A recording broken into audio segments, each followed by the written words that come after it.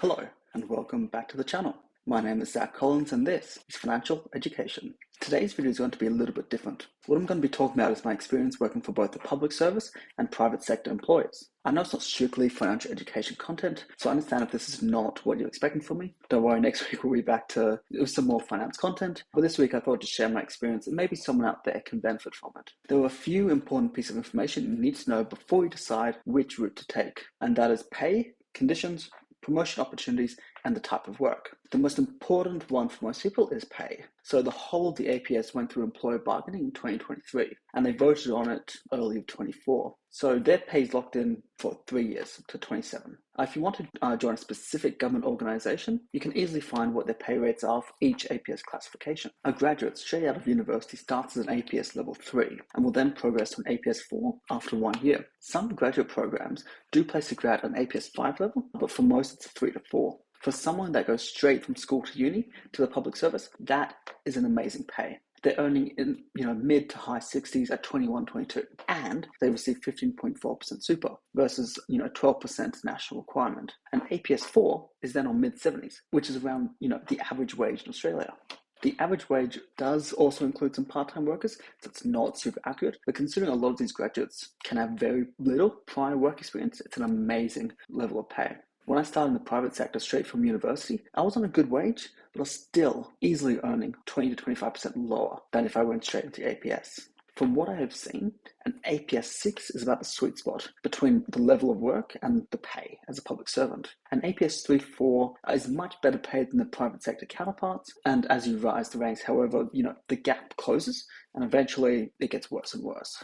As I said, I think an APS 6 is probably the sweet spot. The pay is about equal with the private sector for the same work level. Once you start moving up into the executive level roles, the pay doesn't increase much, but the responsibilities start to skyrocket. An EL2 would be equivalent to the head of a department. Think head of marketing or design, or head of an IT product, for example. In the private sector, these roles are very intense, but they pay quite well. You're probably looking at about a 200 to 250k mark. Whereas an EL2 does the equivalent sort of work, but the pay caps out around about the 150k mark. When it comes to conditions, at least from my experience, public service conditions are vastly superior to that of the private sector. However, it really does depend. I went from working 8:30 to 5, Monday to Friday in my private role, and it was 100% in the office. When COVID hit, they started to prepare to allow for work from home. However, when I left in 2023, bear in mind that's 3 years after the start of the pandemic, there was still no work from home possibility with that role. You see all the time headlines about employers wanting employees to come back to the office and work full-time or on a hybrid basis. This is for a number of reasons. Some of it is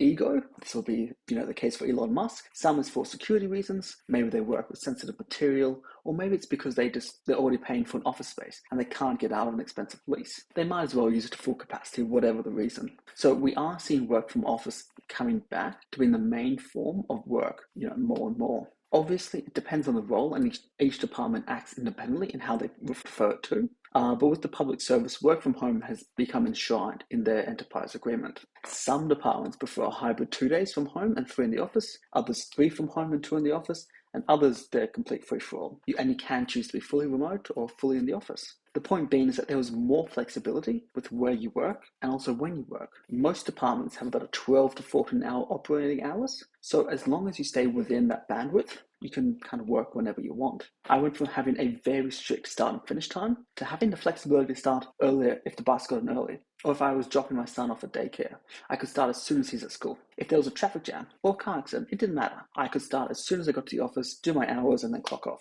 Compared to the private sector, where if you're not on time, you get a talking to by your boss. And if it's super late for whatever reason, you might even have to use up some annual leave, as the office closes at the exact same time for everyone. My wife has been lucky and secured a fully remote job, but her hours are still fixed. And I'm sure there are other jobs where more flexibility exists, but I have personally not found it, and this has just been my experience. I do need to make a caveat that, just like I said with EL employees being underpaid compared to their private sector, they're also overworked. So they tend to do more hours than the average APS staff, and while they have flexibility, it's more similar to private sector in terms of overtime requirements than the flexibility that lower level public services provided. I also need to make a caveat that frontline staff and call center staff don't have as much flexibility. This is more for back of house or corporate level employees. Promotions also act very differently between public and private sector. From my experience, in a lot of firms, they like to promote from within. If your boss likes your work and thinks you're up for the challenge, they might recommend you for a promotion. And you don't really need to do anything,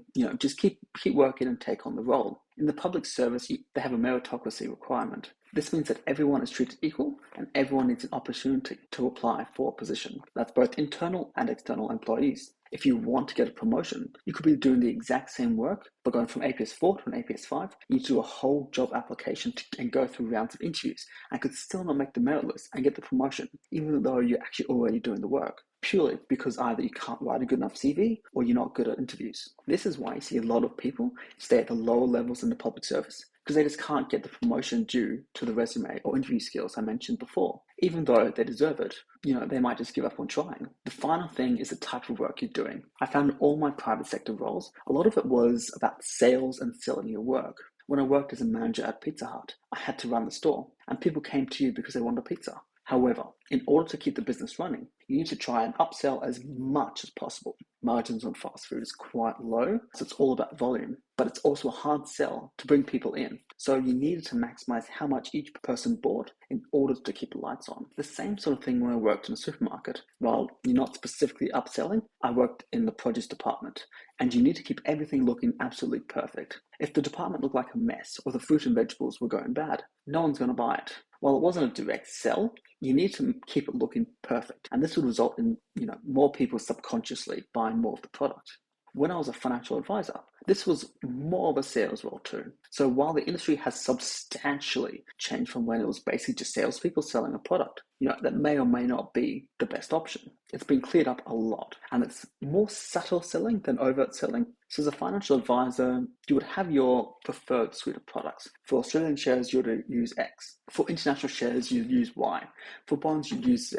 And then you'd have a few platforms you use, say ABC or XYZ. The client then came to you for financial advice. So you still need to sell them on why this product was better than another similar one from a different advisor, and why they should let you manage their money versus someone else. The public service, however, is just about processing.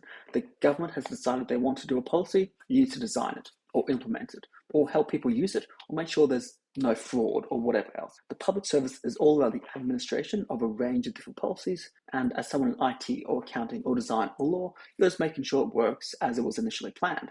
Now, I don't know about you, but personally, I prefer to be in the back, making sure something is working as it's supposed to and ensuring the users of the policy comply with how it was designed. So compliance is my personal area of interest, and that's been the biggest thing for me, is finding the place where I belong and can utilize my skills and knowledge. Hopefully I've been able to give you a bit of a better understanding of the differences between working for the public service versus a private employer, and can help you navigate the different environments and find what works best for you.